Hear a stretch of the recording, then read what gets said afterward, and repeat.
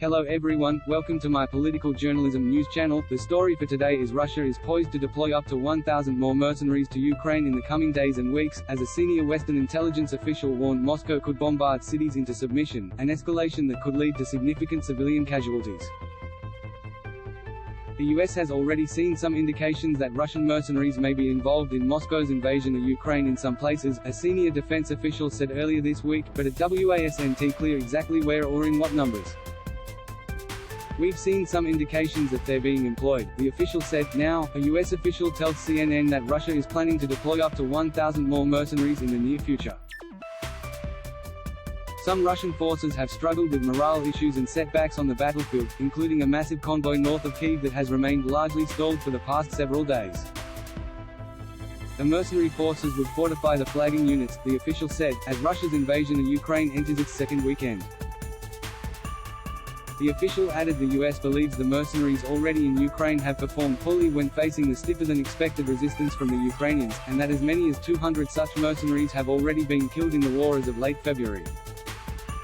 Meanwhile, US and Western officials expect Russia to increase the pace and strength of its strikes on key Ukrainian population centers, including the capital of Kyiv, from which Ukrainian President Volodymyr Zelensky has broadcast steady but defiant messages against Russia's aggression.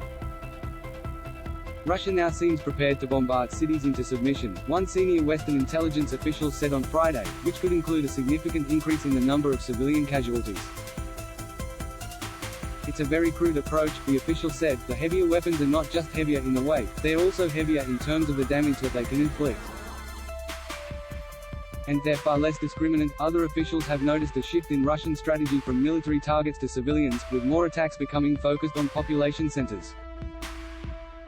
The new approach comes after Russian President Vladimir Putin failed to get the quick victory he wanted, and the Russian military has faced stiff and determined Ukrainian resistance across the country.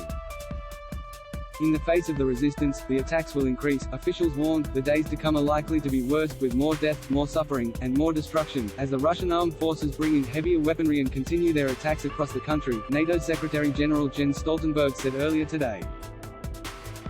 US Secretary of State Antony Blinken echoed the sentiment during a news conference in Brussels, where he is meeting with European allies.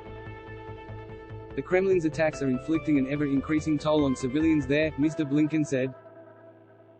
"Hundreds if not thousands of Ukrainians have been killed, many more wounded, as have citizens of other countries. More than 1 million refugees have fled Ukraine to neighboring countries. Millions of people across Ukraine are trapped in increasingly dire conditions as Russia destroys more critical infrastructure." That is all for today's news. Thank you for watching to my channel. Please be sure to leave your comment and subscribe below for more news update.